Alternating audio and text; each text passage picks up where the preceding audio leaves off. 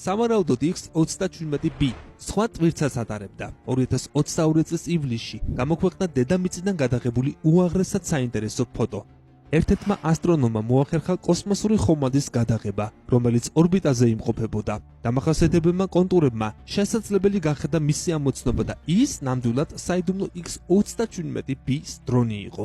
უფრო მეტიც, ასტრონომმა ტელესკოპში ნახა თუ როგორ გახსნა თვითმფრინავმა სატვირთო განყოფილება და გარკვეული ოპერაციები შეასრულა.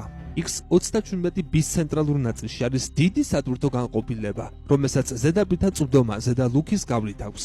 თუმცა ტელესკოპით გადაღებული ფოტოსურათის ხარისხი შეუძლებს ხდიდა ოპერაციის ზუსტად გარჩევას, რომ აღარაფერი ვთქვათ კოსმოსში გაშვებული ტვირთის ამოცნობაზე. ზოგადად, ხომალდის მისიის მიზნებზე არსებული ყველა მონაცემიდან დღემდე დადასტურებულია მხოლოდ პერსპექტიული გაგრილების სისტემის ტესტების შესახებ გავრცელებული ინფორმაცია.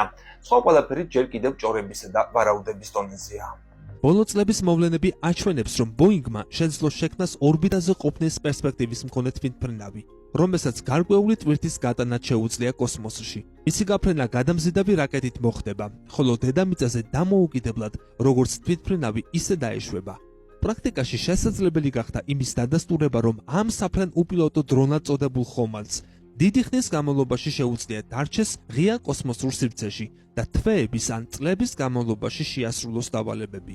X-37B-ის პროექტზე მუშაობა გრძელდება და უახლოეს მომავალში მისი განახლებული ვერსია კიდევ ერთ ფრენას შეასრულებს კოსმოსში. მოსალოდნელია, რომ შემდეგი სახსრდელი ფრენის დროს ხომალდი სხვადასხვა კვლევით და ტექნიკურ პრობლემას გადაჭრის.